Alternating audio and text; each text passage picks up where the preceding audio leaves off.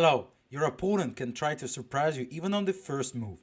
Today in this video I will show you how to beat the weird first move b4. Maybe you never mind about this, but it's better definitely to know how to play as black.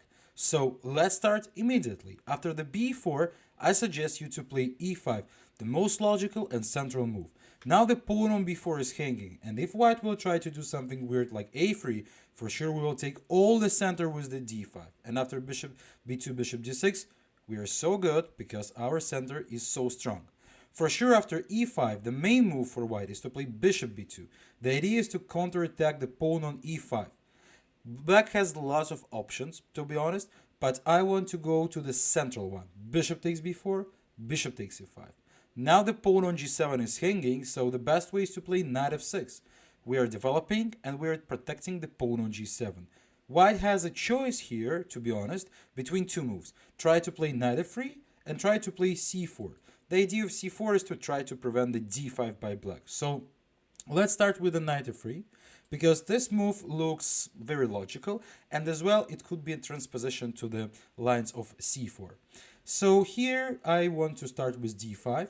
Whereas the point is to restrict the c4 for white immediately. And white again has a choice. The choice is to where put the bishop, or from f1 to e2 or to g2. In case of g3, looks very slow, we can have a very good position, c5.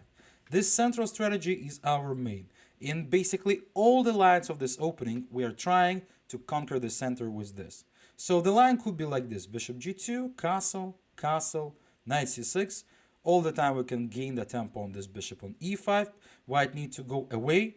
And here, for example, rook e8, d3, bishop e6. This position is better for black, to be honest. In case of, for example, e3, I can play h6 just to prevent knight g5. Then I will push my rook to c8. The typical idea for this bishop is to transpose him like this to activate in the future. We will see this in the many lines further.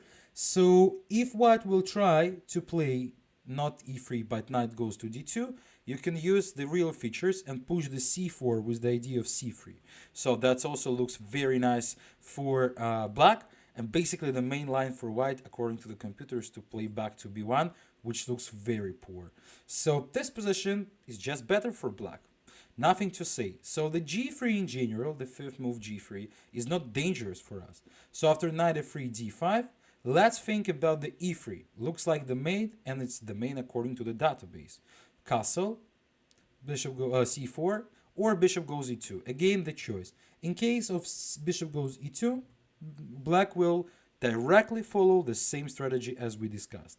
c5, castle, knight goes to c6, again gaining a tempo, bishop b2, and I think you can guess the move here easily. Rook goes to e8. Basically, I want to be a bit flexible with this bishop, and I will decide later on where to put him. And for example, on move like d3, I can still save my flexibility and play bishop a5. We already spoke about this typical idea. So our bishop can go to b6 maybe if we want to push d4 at some moment, or to c7, like queen d6, bishop goes g4. The position of black is very cool. I mean, those pawns are giving us a lot of central space. So I really love the position. Let's try to have an example variation. Knight goes d2, bishop goes g4, here, bishop goes to c7. Now you can't take the pawn on c5 because of the tactics, right? By the way, you can find out the tactics by yourself, just to be sure. h3, bishop h5. I love this position for black, to be honest. I don't see any kind of problem. I always want to play queen d6. My rook can go to c8 or d8. The knight on b3 could be limited with the pawn. I'm always searching for c4 or d4 as black. So I believe in black's position. So that was regarding to the calm move bishop goes to e2. But white has another option to play c4, trying to have a fight directly. And here we have a link in between this variation and the c4 immediately without going knight to f3. So as you can guess, the best move for black is c5. It's our very typical idea. We want to follow it up all the time. For example, takes a3, bishop a5. What to do? White can try to keep it in the Sicilian way, like queen c2. But to be honest, the open center and the king on the center is not so good for them. So we can go knight c6. And here, for example, if white will take the pawn, that's a very typical sacrifice for us because we will take and play bishop e6.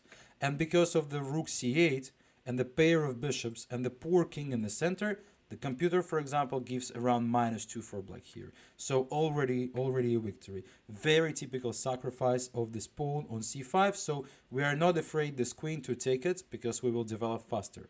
So in case of bishop b2, we can continue with bishop g4. Maybe we will destroy the structure, so we will think. On bishop e2, we will play rook c8. Now again, it would be dangerous to take the pawn. We can have a discover attack with our knight, thanks to the rook. And after, for example, castle rook e8, I love the position of black. I don't see any trouble in it, so I can strongly recommend it to play. Returning back to the position after the e3 castle, so we covered the option c4 and bishop e2. So generally, we spoke about all the ideas that white has after the fourth move, knight f3. Let's take a look over the move c4, which looks logical, but we can do the castle, and after knight f3, we will play d5, and basically it looks like a transpose to the previous lines. For example, white can skip it because e3 would be a transpose, but like a3, bishop e5, e3, c5, we will still keep it on the same track, the same ideas as we had. The line could be like this, right? And I think that something reminds you this position, right? We already covered it up in a previous comment.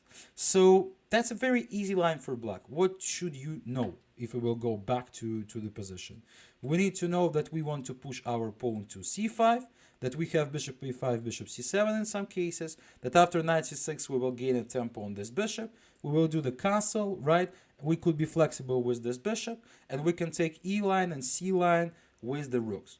All patterns you need to remember, to be honest. It's not such a huge theory, right? It's more about the battle of ideas. I hope that this video was useful for you. Don't forget to type the comment, to press like, and to subscribe to my YouTube channel, and see you soon on my new episodes.